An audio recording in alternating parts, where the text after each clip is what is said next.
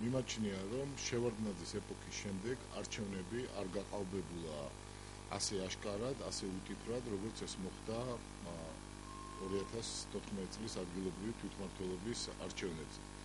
არჩევნების წინ ღარიბაშვილმა გაახმოვანა ბიძინა ივანიშვილის სურვილი, რომ გაემარჯვა მხოლოდ ერთ პოლიტიკურ ძალას და მან ასევე თქვა, რომ სხვა პოლიტიკური ძალები ვერსად ვერ გაიმარჯვებდნენ ნაციონალურ მოძრაობას უწინასწარმეტყველა 5%-იანი შედეგი და თქვა, რომ საერთოდ პოლიტიკურ რადარზე ვერ ხედავს ნაციონალურ მოძრაობას.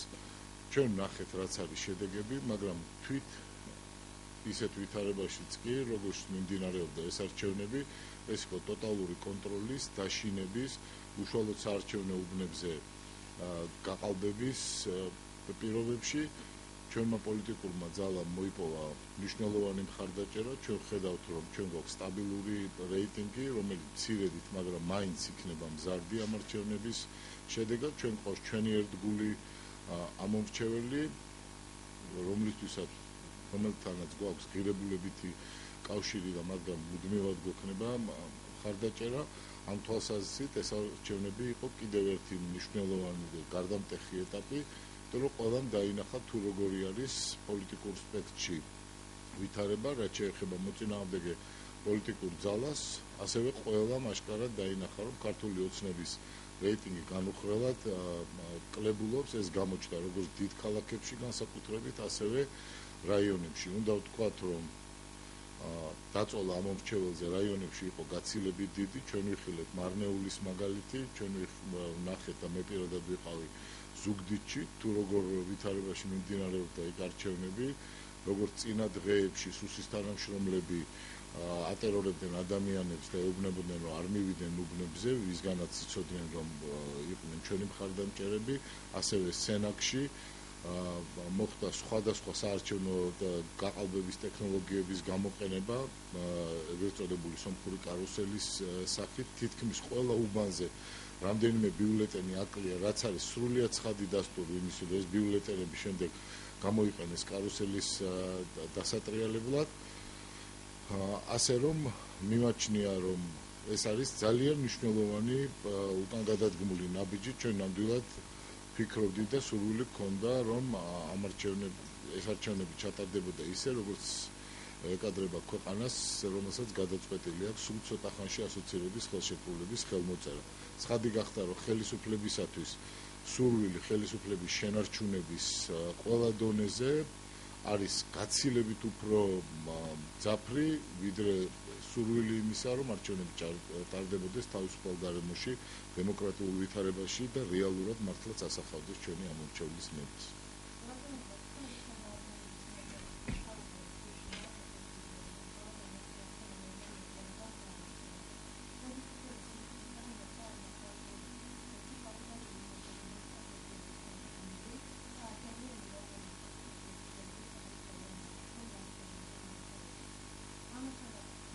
იცი, საუბარი არის იმაზე, რომ ეს არის ახლოს, ეს ადამიანი ნაზიმი თუ არ ვცდები სახელად, არის ახლოს ნაციონალური მოძრაობის წევრთან, იუსუბოვთან. ჩვენ სპეციალურად გამოვიკლეთ ეს მარნეულის მუნიციპალიტეტის ოფიციალურ ვებგვერდზე სდევს, რომ ეს ბატონი იუსუბოვი არის ქართული ოცნების ფრაქციის წევრი. ასე რომ თვით ხელისუფლების განცხადებები ვერძელებს რამდენიმე საათსაც კი. მათი გამოქვეყნებიდან სულ რამდენიმე საათში ყოველთვის ცხადი ხდება, რომ ეს იყო სიცრუე. საერთოდ ეს ეხება არა მხოლოდ დაბალი დონის ან და პრესპიკერებს ქართული ოცნების, ეს ეხება ყველაზე უფრო მაღალ ჩინოსნებს ამ პოლიტიკური ძალის, რომელიც ამავე დროს არიან სახელმწიფო მმართველობის მაღალ ჩინოსნები. ეს ეხება ირაკლი ღარიბაშვილს მაგალითად, რომელმაც წეგანაც მოგახსენეთ, თქვა, რომ 5% არის ნაციონალური მოძრაობის რეიტინგი. ეს ეხება იმ კომპანიებს, მაგალითად წინასაარჩევნო დაქირავებულს, რომელსაც ხელისუფლება ქირავობს, რათა წინასწარ ანონსირება მოახდინოს იმ შედეგების, რომელიც მათ სურდა. სამწუხაროდ ასე მოხდა ტელეკომპანია იმედის მიერ დაკვეთილ კომპანიასთან დაკავშირებით. კიდევ ერთხელ ვამბობ ამ კონკრეტულ სიტუაციასთან დაკავშირებით, რომ ეს ადამიანი არის ქართული ოცნების წევრი და ყველასათვის ცხადი არის, რომ ეს ეს კაციც, რომელიც ყრიდა ბიულეტენს, მოქმედებდა ქართული ოცნების დაკვეთით, იმიტომ რომ უბრალოდ შეუძლებელი არის, რომ მოხდეს იმ ტიპის გარიგება, რომ თითქოს და ნაციონალურ მოძრაობამ უთხრა ვიღაცას, რომ მოდი გააყალბე არჩევნები, ხოლო შედეგი იქნება ის, რომ მე ხვალვე გამოვაქვეყნე ამ პირებს, ხოლო შენ დაგიჭერენ და სისხლის სამართლის პასუხისგებლობა დაგიკისრება. ეს უბრალოდ არის ფანტასმაგორიული სფეროსაც კი ცდება. თვით ის ვითარება, რომ 25 და 57 უბნები გუშინ გვიანღამით გააუქმა მარნეულის საოლქო კომისიამ, კარგად მიუთითებს იმაზე, რომ ეს პირები გაყალბებული კი არ იყო, არამედ ასახავდა რეალობას. ეს რომ ასე ყოფილიყო, ამ უბნების გაუქმება ნამდვილად არ მოხდებოდა. იქ მარნეულში ხდება სხვა რამ, ისინი გააუქმებენ ალბათ რამდენიმე უბანს, კიდე სხვა უბნებზეც არის შეტანილი განაცხადები, მაგრამ ყველანაირად ეცდებიან, რომ გაუქმებული უბნების რაოდენობა არ იყოს იმდენი, რომელიც ქართული ოცნების კანდიდატ ჩამოიყვანს 50%-ზე ქვევით. მარნეულში მოხდა ზუსტად ისეთივე ტოტალური გაყალბება და ამას ხაზგასმით ვამბობ, როგორც ხდებოდა შევარდნაძის დროს და როგორც უკანასკნელი 10 წლეულის განმავლობაში საქართველოს არსად არც ერთ უბანზე არასდროს არ უნახავს.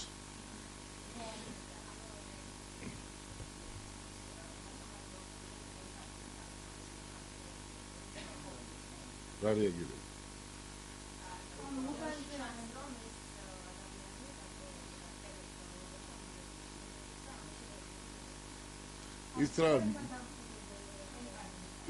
მე ჩემთვის რამდენადაც არის ცნობილი, ეს ადამიანი გავიდა, მაგრამ დატოვა ჩართული კამერა იქ და ეს კამერა აფიქსირებდა ყველაფერს, რაც იქ ხდებოდა.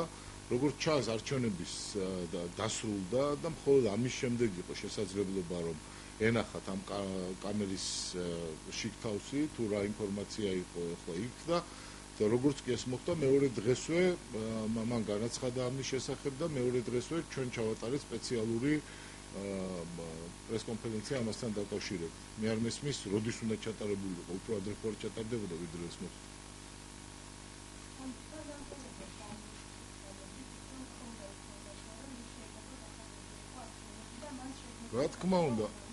რა თქმა უნდა, არა, ეს ასე არ არის.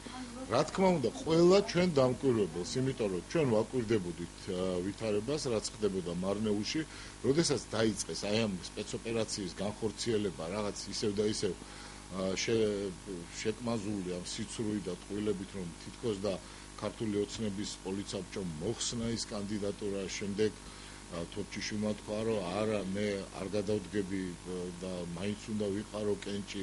შემდეგ კიდევ ერთხელ უკვე მკაცრად ურჩია ქართული ოცნების პოლიცაბჭომ, შემდეგ თორჩიშვილი დათავდა. ყველაფერი ეს იყო გაკეთებული იმისათვის, რომ ყურადღება ყოფილიყო მოდუნებული და ეხლა უკვე ეს ყველასათვის მე ვფიქრობ ცხადი არის, რომ ჩვენ არ ყოფილიყავით მობილიზებულები, იმამ გულიევს შეეწყვიტა აქტიური წინასაარჩევნო კამპანია, ჩაგვეთვალა, რომ იმ პირობებში, როდესაც არ არსებობს რეალური კონკურენტი, არჩევნების შედეგი არის უკვე გადაწყვეტილი და აი ამ პირობებში, აი ესე ნაზიმისნაირი და დარწმუნებული ვარ, რომ არის ათობით ნაზიმი ახლა მარნეულის საარჩევნო უბნებში მოეხდინათ არჩევნების შედეგების ფალსიფიცირება. ჩვენ ეს ყველაფერი ვიცოდით, ამიტომ ყველა დამკვირვებელი, რომელიც ნაციონალური მოძრაობის ეგიდით წავიდა იქ, ჩვენი მხრიდან, პარტიის მხრიდან იყო ინფორმირებული, რომ უნდა ელოდოს გაყალბებას და რომ ყველანი უნდა იყვნენ ფრთხილად. მაგრამ ცხადია, ახლა წინასწარ იმ ადამიანს, რომელიც გადიოდა იქიდან, როგორ შეიძლება რაიმე სახის ინფორმაცია ქონოდა. ნებისმიერ შემთხვევაში გამოძიებას შეუძლია დაადგინოს აბსოლუტურად ყველაფერი. ფაქტი ისაა, რომ ეს გამოძიებაც, ისევე როგორც სხვა გამოძიებები, მნიშვნელობით შეიძლება უფრო მძიმე საქმეებთან დაკავშირებული, იგივე რაფალიანცის ან სხვადასხვა თავდასხმებთან დაკავშირებული საქმეები, რა თქმა უნდა, არ იქნება გამოძიებული, ჩვენ ყველანი ვნახავთ, რომ აი ამ გამყალბებელს ხელისუფლება ყველანაირად შეეცდება, რომ მისთვის ან საერთოდ არ იყოს არანაირი სასჯელი გამოტანილი, ან კიდე ეს სასჯელი იყოს იმდენად მსუბუქი, რომ რეალურად ვერ აზარალებდეს ამ პიროვნების რაიმე სახის ინტერესს.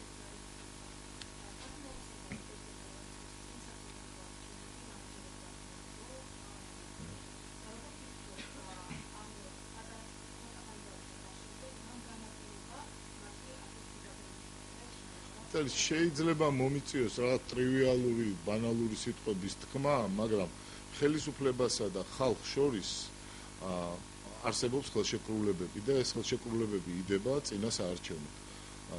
პარტია, რომელიღაც პარტია ეუბნება ხალხს და არწმუნებს ამომრჩევლს, რომ იმ შემთხვევაში თუ ის გაიმარჯვებს, ის გააკეთებს რაღაცას და ჩამოთვლის აი ამ დანაპირებებს და შემდეგ ხალხი აფასებს იმას, რამდენად ადეკვატურია ხელისუფლება, რამდენად ამა თუ იმ პარტიამ შეასრულა ის დაპირებები, რომელიც ხალხის წინაშე გაიცა. ჩვენ ყველამ ვიცით რა იყო ქართული ოცნების დაპირებები და ასევე ყველასათვის ცნობილია, რომ მათი უდიდესი უმრავლესობა სამწუხაროდ არ შესრულდა. ამიტომ საპრეზიდენტო არჩევნების დროს ჯერ კიდევ მოლოდინები არსებობდა, იმიტომ რომ მხოლოდ 1 წელი იყო გასული საპარლამენტო არჩევნებიდან, ხოლო საპრეზიდენტო არჩევნების შემდგომმა 8 თუ 9 თვე, რომელიც გაიარა, ბევრი ადამიანისათვის ცხადი გახადა, რომ ქართული ოცნება არ აპირებს ამ დაპირებების შესრულებას. ამას ხელი შეუწყო იმანაც, რომ თვით ლიდერები, როგორც ღარიბაშვილი, ასევე სხვადასხვა ლიდერები ამბობენ, რომ შესრულდა უფრო მეტი, ვიდრე იყო დანაპირები. რაც განსაკუთრებული ცინიზმი არის ახლა ამომრჩევლის მიმართ, სწორედ აი ამ ცინიზმზე ირეაგირა ჩემი აზრით ამომრჩეველმა და ეს რეაგირება იყო უპირველეს ყოვლისა გამოხატული იმაში, რომ ძალიან ბევრი ადამიანი არ მივიდა უბრალოდ არჩევნებზე, ასეთ დაბალი აქტივობა მე პირადად არ მახსოვს ახლა ბოლო წლების განმავლობაში. აი ეს არის მიზეზი.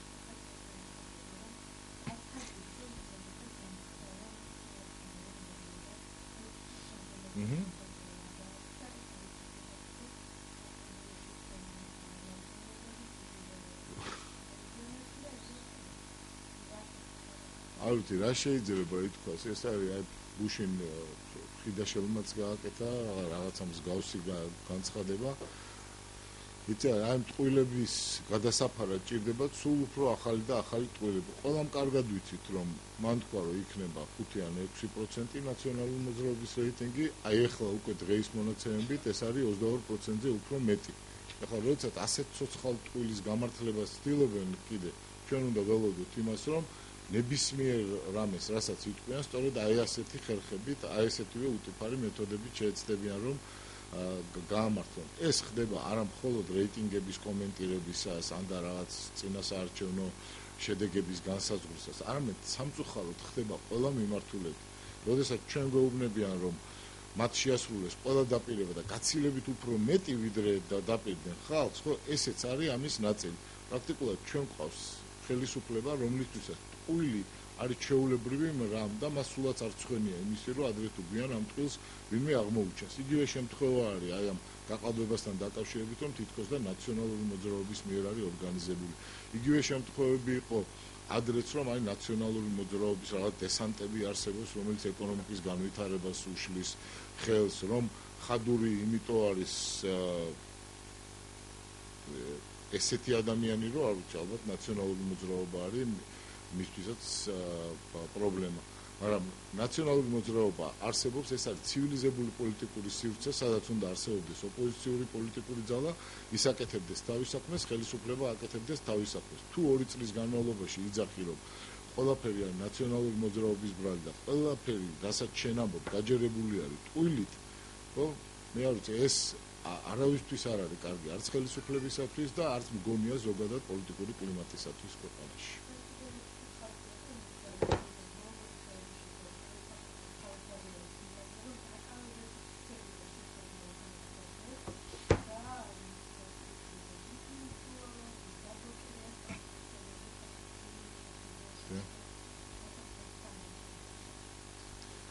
და პოლიტიკურ ბრძოლაში პროკურატურის ბერკეტის გამოყენება, ძალოვანი ბლოკის ბერკეტების გამოყენება უცხო არ არის ამ ხელისუფლებისათვის, ჩვენ ეს არაერთხელ ნახეთ, თუნდაც მაგალითი ბატონი ბაჩო ახალაიასი არის ყველაზე უფრო თვალსაჩინო ჩემი აზრით, იმიტომ რომ ჩვენ წელიწად ნახევრის წინ საზოგადოების უდიდესი ნაწილი ალბათ დარწმუნებული იყო, რომ საქმე გქონდა ლამის სერიულ მკვლელთან, რომელსაც რაღაც მანიაკალური მისწრაფებები ჰქონდა ადამიანების ტანჯვის და დახოცვის, მაგრამ 9 სასამართლო საქმეზე, რომელიც გაიმართა ბაჩო ახალაიასთან დაკავშირებით, 9 სასამართლო საქმეზე გამოტანილი იქნა გამომართლებელი განაჩენი. მე ვფიქრობ, რომ ეს მეტყველებს ყველაფერზე და ყველაზე უფრო სკეპტიკოსებსაც კი, რომელსაც ამ ადამიანთან დაკავშირებით ჰქონდათ რაღაცა ასეთი აზრი, რომ ამათვისაც გახდა ბევრი რამ ცხადი. მე არ მაქვს ისეთი მოლოდინი, რომ ეს თავდასხმები არ გაგრძელდება, ამიტომ სავსებით შესაძლებელია, რომ მოხდეს როგორც გიგი უგულავაზე, ასევე სხვა ლიდერებზე და იყო ამაზეც ლაპარაკი, თავდასხმები პროკურატურის მხრიდან ვერ გეტყვით არ შემიძლია წინასწარმეტყველება, საბოლოო ჯამში ეს იქნება რაღაც დაშინების მცდელობების გაგრძელება, როგორც სხვა კიდევ ადამიანებთან ნახეთ, თუ ექნება პირდაპირ დაპატიმრებები, ამაზე ვერ გეტყვით. თუმცა მე იმედიანად ზოგადად არ ვარ, რომ ხელისუფლებას ექნება უნარი და გამოიჩენს უნარს ამ არჩევნების შემდეგაც მაინც დაინახოს, რომ არაპოლიტიკური მოწინააღმდეგის დაშინებით, დევნით და ციხეში ჩასმით შენი რეიტინგი არ გაიზრდება, პირიქით შეიძლება შენი რეიტინგი შემცირდეს, როგორც ქართულ ოცნებას მოუვიდა. ერთი რამ არის კიდევ მნიშვნელოვანი, მას შემდეგ რაც საპარლამენტო არჩევნები ჩატარდა და კონტროლი პარლამენტზე მოიპოვა ქართულმა ოცნებამ, მანვე დააკომპლექტა ცხადი აღმასრულებელი ხელისუფლება, რომელსაც სრულად აკონტროლებს დღეს სახელისუფლებო გუნდი. საპრეზიდენტო არჩევნების შემდეგ ამ ხელისუფლების მეორე შტოს თავისი წარმომადგენელი გაიყვანა პრეზიდენტად, ახლა უკვე ადგილობრივი თვითმმართველობის არჩევნები პრაქტიკულად მთლიანად ხელისუფლება არის მონოპოლიზებული ქართული ოცნების ხელში. ახლა ვერავის ვეღარაფერს ვეღარ დააბრალებენ, ვერ იტყვიან რომ ვიღაცა ხელს უშლის, თუმცა ამის ცდილობები ექნებათ. სიმართლე გითხრათ, ჩემ და სამწუხაროდ მე არ ველოდები, რომ რაიმე პოზიტიური განვითარება ექნება ქართულ ოცნებას თავის საქმიანობაში, ამიტომ შემოდგომიდან წელს უკვე დაიწყება დიდი აქციები ქართული ოცნების წინააღმდეგ. მე ვფიქრობ, რომ საპროტესტო ტალღა იქნება ძალიან მნიშვნელოვანი, იმიტომ რომ ადამიანთა კრიტიკული რაოდენობა, რომელსაც არ მოსწონს ეს ხელისუფლება, უკვე არსებობს ქვეყანაში.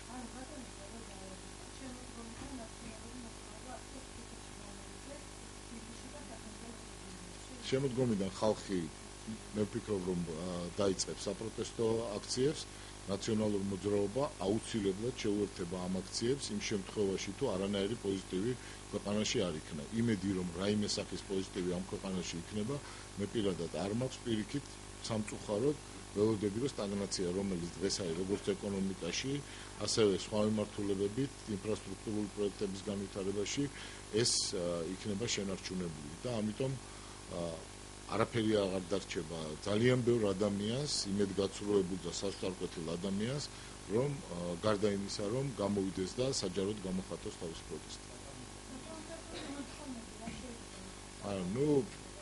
ცნობილი არის ეს კონკრეტული მოთხოვნებიც, ახლა ერთი არის პოლიტიკურ კლასზე ზეწოლა, მეორე არის შეუსრულებელი დაპირებები, მესამე არის, რომ ჩვენ ვერ შევეგუებით სტაგნაციას ქვეყანაში. ჩვენ ახლა ვხედავთ, რომ იმ გეოპოლიტიკურ სივრცეში, სადაც ცხოვრობთ ჩვენ და სადაც ჩვენი მეზობლები არიან, ერთ-ერთი რუსეთის ფედერაცია, თურქეთი, სომხეთი, აზერბაიჯანი, საქართველოს აქვს ყველაზე უფრო დაბალი ეკონომიკური განვითარება. ეს ნიშნავს, რომ ჩვენ უნდა გადავიქცეთ მაჩანჩალა ქვეყნად და ესეც არის ძალიან მძიმე საქართველოს მოსახლეობისათვის, პლუს იმას, რომ ეს ეკონომიკური შეჩერება პირდაპირ აისახება ადამიანთა ცხოვრებაზე. ამიტომ მე ვფიქრობ, რომ ასეთი აქციები იქნება.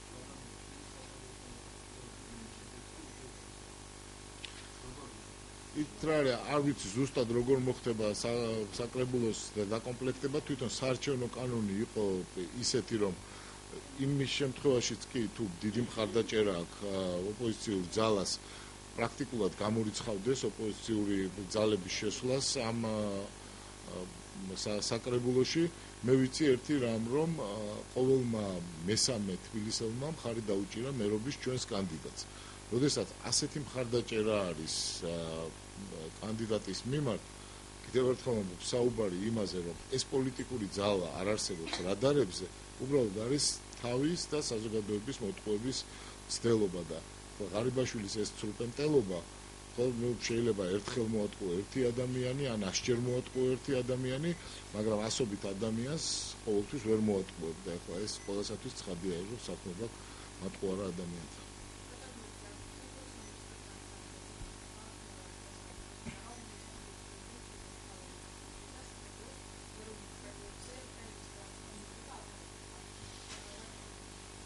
რა უნდა გითხრათ? პრეზიდენტის დრამატული ისტორია ყველასათვის არის ცნობილი. ჯერ იყო და ბიძინა ივანიშვილმა თქვა, რომ ეს არის ადამიანი, რომელიც აუცილებლად უნდა იყოს პრეზიდენტი, მთელი თავისი რესურსი მოახმარა ამას და თქვა, რომ თუ არ მიიღებდა მარგველაშვილი პროცენტების რაღაც გარკვეულ რაოდენობას, იგი საერთოდ წავიდოდა და მიატოვებდა ქართულ ოცნებას და ასე მოხდა მარგველაშვილის პრეზიდენტად გახდომა. შემდეგ ამავე ბიძინა ივანიშვილს ჰქონდა პრობლემა, რამდენადაც ჩემთვის ცნობილი არის, მოწმეთა დაკითხვის წესთან დაკავშირებით მოხდა კამათი პრეზიდენტსა და იმ დროისათვის არ ვიცი, უკვე სამოქალაქო სექტორში გადასულ ივანიშვილს შორის და ამის შემდეგ დაიწყო თავდასხმები პრეზიდენტის. ჩვენ ყველანი ვხედავთ ამ თავდასხმების ინტენსივობასაც, ამ თავდასხმების მასშტაბსაც, ძალიანად უნდათ რომ გამოიშიგნოს პრეზიდენტის ინსტიტუტი და მას არ ჰქონდეს თვითწარმომადგენლობითი უფლებამოსილებებიც კი. აი შოთა რუსთაველის პრემია, საერთოდ პრემიების მინიჭება, აი ამის ჩამორთმევა, ეხლა ეს არის უკვე ისე აშკარად ზედაპირზე ამოსული კონფლიქტი და ისე აშკარად პირადი მოტივაციით სახელმწიფო საქმის და სახელმწიფო ინსტიტუციების დამცრობის მცდელობა, რომ მე ვფიქრობ, რომ საერთოდ ადამიანი აღარ დარჩება, რომელიც ვერ ხედავდეს, რომ ეს არის სწორედ ბიძინა ივანიშვილის შურისძიება მარგველაშვილის მიმართ. მარგველაშვილს უნდა ახსოვდეს, რომ მას აქვს საკმაოდ დიდი მხარდაჭერა მიღებული ქართველი ხალხისაგან და მას უნდა ახსოვდეს, რომ დრო განუზომლად დიდი რაოდენობით მისი არ იქნება. თუ მას სურს, რომ შეინარჩუნოს პოლიტიკურ სივრცეში ადგილი, მან რა თქმა უნდა იმოქმედოს და ეს ქმედებები უნდა იყოს მკაფიო და პრინციპული. თუ რა თქმა უნდა ის ამას მოახერხებს. თქვენ დიდი მადლობა.